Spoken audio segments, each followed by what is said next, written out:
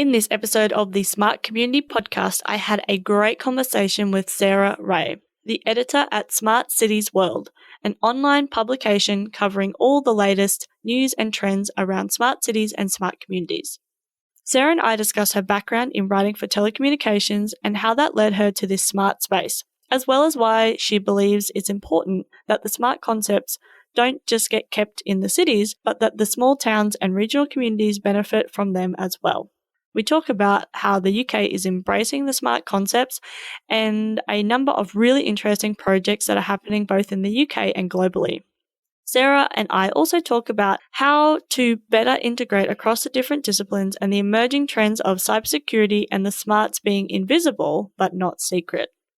As always, I hope you enjoy listening to this episode as much as I enjoyed making it. Welcome to the smart community, smart regions, smart towns, and smart cities. It's where we live, work, and play. With smart communities, the future starts today. Big data, smart mobility, emerging trends galore. The Smart Community Podcast is what you're looking for. Just before we get into the episode, I wanted to let you know that you can now support the Smart Community Podcast via Patreon. That's patreon.com/smartcompod with 2 M's. If you become a patron, you'll get a special episode each month exclusive to supporters. If you would like to feature on the Smart Community Podcast, you can also head to Patreon where you can sponsor an episode. There are options for either a full featured episode or adding a promo for your company or an event coming up. There are both once-off and monthly options. Thank you so much for your support so far. It is my dream for the podcast to be self-sustaining so it can continue to be produced for my smart community no matter what the circumstances. Enough from me, on with the episode. Hello, Sarah. How are you? I'm good, thanks, Zoe. That's good. Let's jump straight in. And can you tell us about your background and what you are passionate about? Yeah, so I currently work as the editor at Smart Cities World publication, and we cover all the latest smart cities news and trends. So we have daily news, features, interviews. I really love the job, and I got into it from a background of writing about telecommunications. So yeah, that's kind of my background and how I came to be in the smart cities area. Yeah, cool. So tell us what you're passionate about. Well, I'm really, like I said, I really love the job, really interested in the area of smart cities. As I said, I came from telecommunications, writing about that background, and obviously communications technology is fundamental to smart cities. But when that started to cross over into writing about smart cities too, in my previous role, I became even more interested because obviously smart cities covers everything. It's not just technology, but I think it goes across politics, society, health, energy, everything. And of course, it impacts me as a citizen directly. So yeah, I just became fascinated with everything about it, really. Yeah. Yeah, cool. So it sounds like you're really passionate about writing about interesting things, I suppose.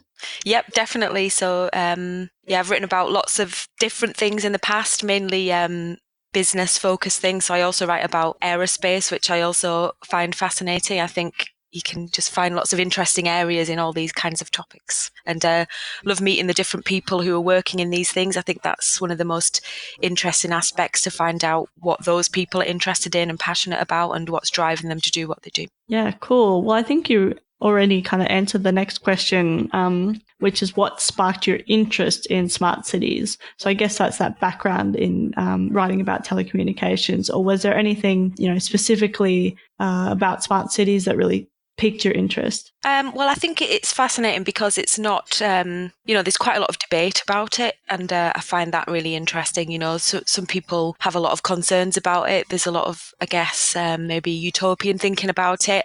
Some people are worried about the privacy and the data and the security, and so I just think it's really fertile ground to write about, and an important space to get involved in, really, because it does affect us all. So yeah, that's what drew me to it so much. Yeah, cool. So what is a smart city to you? I guess by the nature of the question, we haven't really defined that. And I think that's quite an interesting thing that we talk about it so much. It's such a buzzword. It's the name of our website. It's the name of lots of different things, but we don't really have a centralized agreement on what one is. So but I think for me, it's a city that's always looking to improve, to become a better place to live or visit. Now cities have a lot more tools to better understand the city and what's going on, and so they can perhaps make more informed decisions to make those improvements. So I think that's an element of the smartness. But I don't think that it's all about the technology. I think sometimes the smartest solution will be very low or no tech, and so I guess that's a little bit of a problem that I think that we maybe have with the terminology, but we're also, I think, probably stuck with it for now. But, sometimes it's about maybe more playgrounds or green spaces, or how do we use all these empty buildings? I think homelessness is a huge issue in many cities, and that has to be part of becoming smarter, but the solution isn't always a technological one. So I think it's important that when we talk about it, we don't leave those things out and sort of silo it off into a technology thing. Yeah, no, I agree. And I also think with the term city as well, like it's not just about the big, the big mega cities, or it's about that regional. Definitely. And I'm from a really quite small town, and I'd hate to see somewhere like that be left behind even further. I guess my town's a little bit down on its luck, you could say. And I would like to see places like that also benefit from all this innovation and, help to be moved ahead and help the people there. Sometimes I do worry about that. Some places will be left behind, and maybe cities will lead the way and try it out, and then it'll trickle down. But you never know with the sort of financial constraints and things like that. We just don't know. But yeah, I would hate to see smaller places be left behind. Yeah, no, I totally agree. So tell us why you think that the smart city concept is so important. Well, I think obviously we do have lots of challenges in cities. You just need to go out into one for a little while to see that. I love cities. I'll always probably choose city living because there's so much going on, but you do see the challenges when you go out and about every day, from rubbish to being stuck in traffic to air quality. So I think it's important that we do use the tools at our disposal to try to improve those things. And, technology is developing so fast at the minute. We are seeing some exciting new things that could help us do that. And in many cases, perhaps it can help with some of the budget constraints to try to, not always, there are arguments about that, but I think there are cases where it could help us do more for less and hopefully make cities better places to be. Yeah, definitely. So how do you think the UK is embracing the smart concept? I think there are a lot of interesting projects going on in the UK, and at Smart Cities World we cover projects globally, and sometimes it's really hard to kind of keep track of everything that's going on. There's interesting things going on everywhere. But some of the interesting things in London, for example, is the bid to become the most walkable city. I think that's quite an interesting angle to take, because it also brings in mobility, health, air quality. But you don't see many cities perhaps making that focus. They might focus on congestion or air quality, but walkable, I think, is quite an interesting way into that. So I'm interested to see how that develops. On Smart Cities World, we do profiles of cities. So we take a deep dive on individual cities, and we talk to the people that are working there, some of the technology companies and things that are involved. So we recently did Bristol, which is in the southwest of England. And I think the Bristol is Open initiative is really interesting, about creating an open platform that allows companies of all sizes to come and test new technology in a sort of real setting rather than just a lab. And they're doing lots of interesting work around 5G and that kind of thing. So definitely urge you to download the report. And we also looked at Milton Keynes. I think that's a really interesting city. And they've done a lot of interesting work around the data hub, quite a leading work in that area. And also they're doing a lot of interesting work around transport, testing autonomous vehicles, getting to mobility as a service. So yeah, urge you to look at that report too. As I say, we do look globally. So I think there's just so much interesting stuff going on that, yeah, it's just a really fertile space. And so currently we're working on a report about the city of San Diego, which is working with its partners to deploy the world's largest smart city IoT sensor platform. So I think lots of people are going to be interested in the outcomes of that. Yeah, definitely. No, thanks for sharing that. I'm keen to hear about some of the other projects and things you're working on, because obviously Smart Cities World would be looking all over the world, like you mentioned. So is there any other stories you can share? Well, we recently did some research about blockchain and what it could do for smart cities. So that was an interesting project. So we surveyed cities and other people involved in the space, so technology companies, vendors, to get their views on how blockchain could make an impact in cities. And I found that really interesting because obviously it's one of the most hyped technologies around. I think it's difficult. I agree that it's difficult to get your head around it. I have to do a lot of work to try and keep understanding it, keep coming back to it. And in that research, we found that although 80% of people who we surveyed said that they think they have a good or fairly good understanding of the technology, it also came out as the number one challenge.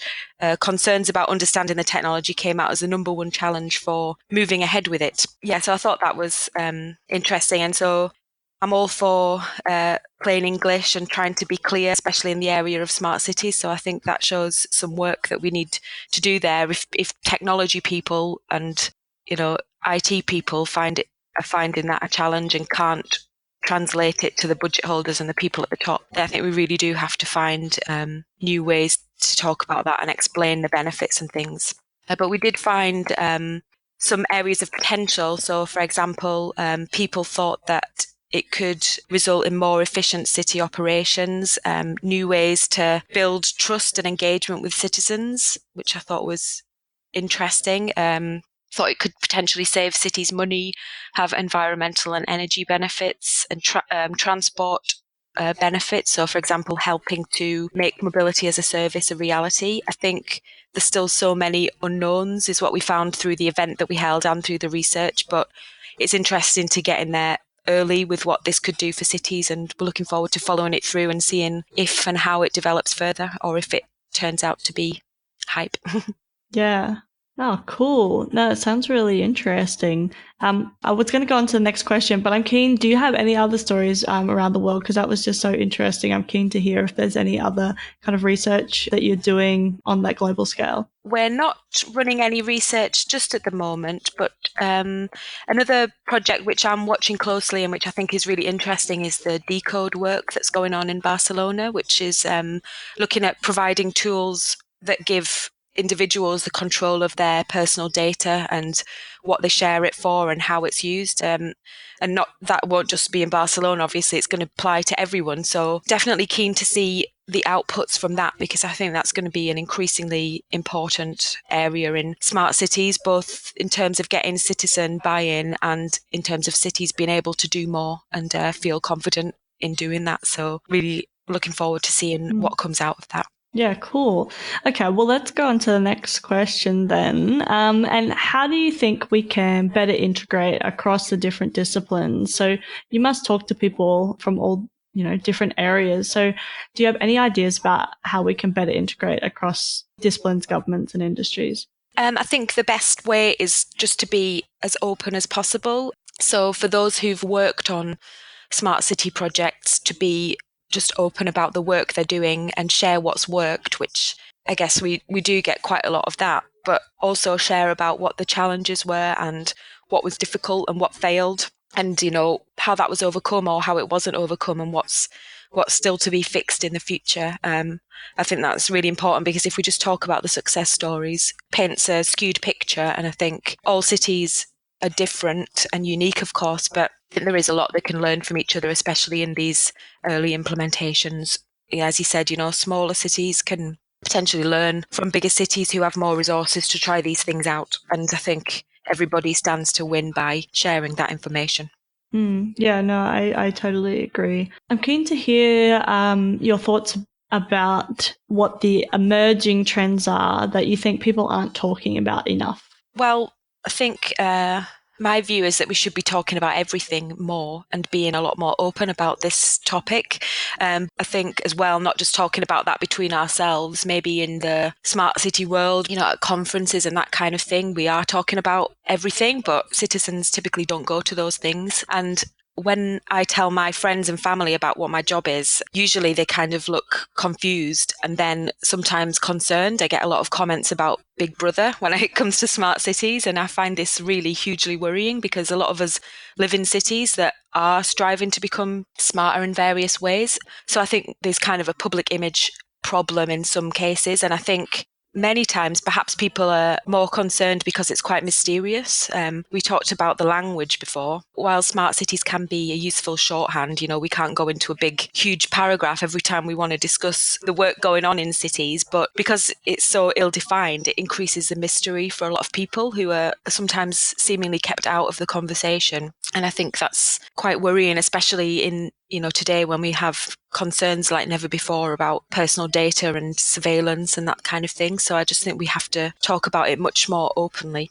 So yeah, one other thing that I've been thinking about as well is not, like lots of cities are doing things like, surveys or crowdsourcing of ideas. And I think that's good and gets more people invested in what's going on and interested and asking difficult questions, which is good too. But I don't know how big the uptake of that is. I've never been asked to contribute to anything in the cities that I've lived in. So I just think we need to do more there about being more transparent. And I've also been thinking about the actual visibility. When you go around your city, I think maybe at this stage, I'd like to see even visual information about what's happening.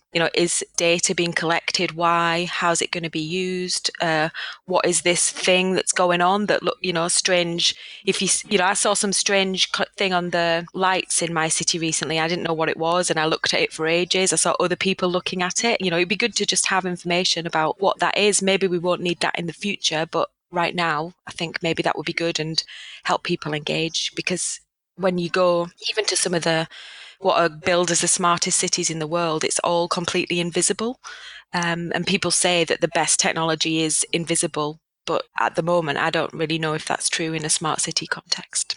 I think, while we're kind of moving into the space, I totally agree. Ultimately the technology should be invisible, but while we're explaining, it shouldn't be secret, I guess. Invisible and secret are two different things. I totally agree. Like, if I rock up at my house and there's a new sensor on my light pole or something like that, I want to kind of know and understand what that means. And, that could be done through, I'm just thinking, I don't want to say signage because that's really boring. But I've been contacted or it's on social media or I know about it in some way. So then I can help and embrace the concept rather than going, what is this? What are they doing? Who's doing it?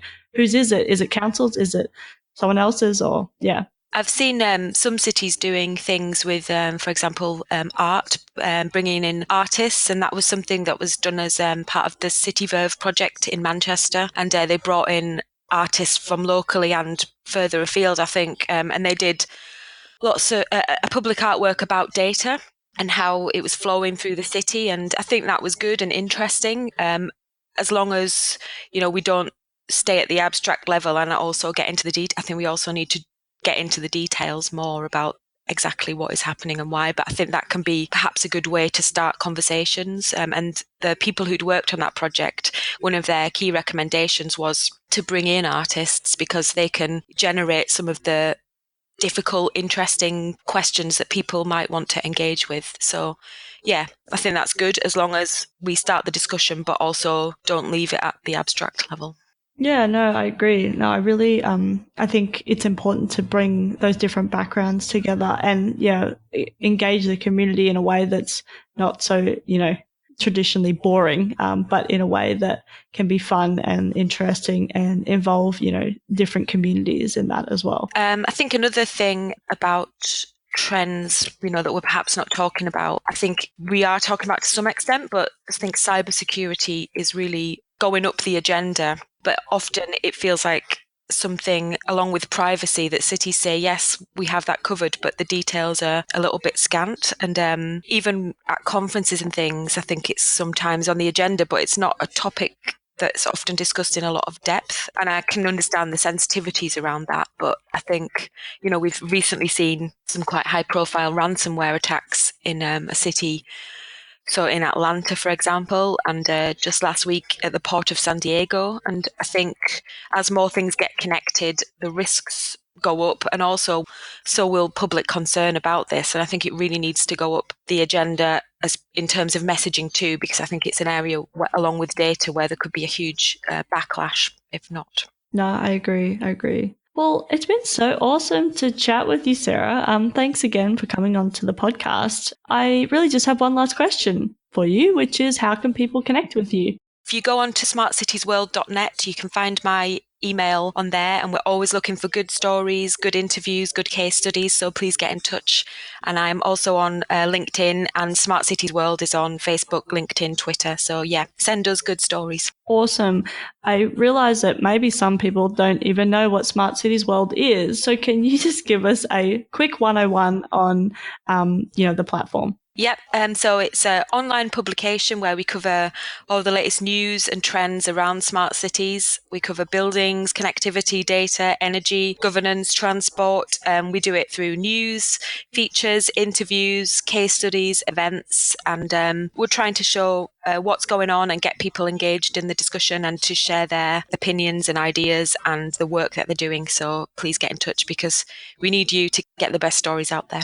Awesome. Well, yeah, we'll put all the links in the show notes so people can click away and hopefully you can get some good stories from our audience. Thank you.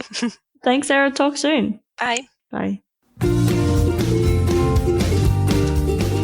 Thanks so much for listening to the Smart Community Podcast. Show notes for this episode and all other episodes are available on our website, mysmart.community.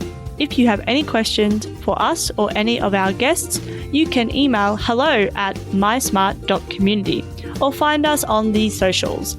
We are on LinkedIn, Facebook and Twitter @SmartComPod. That's com with 2 M's. If you are enjoying the podcast, please leave us a rating and review at wherever you listen. This really helps us reach more ears, so thank you in advance. As always, I hope you enjoyed listening to this episode as much as I enjoyed making it.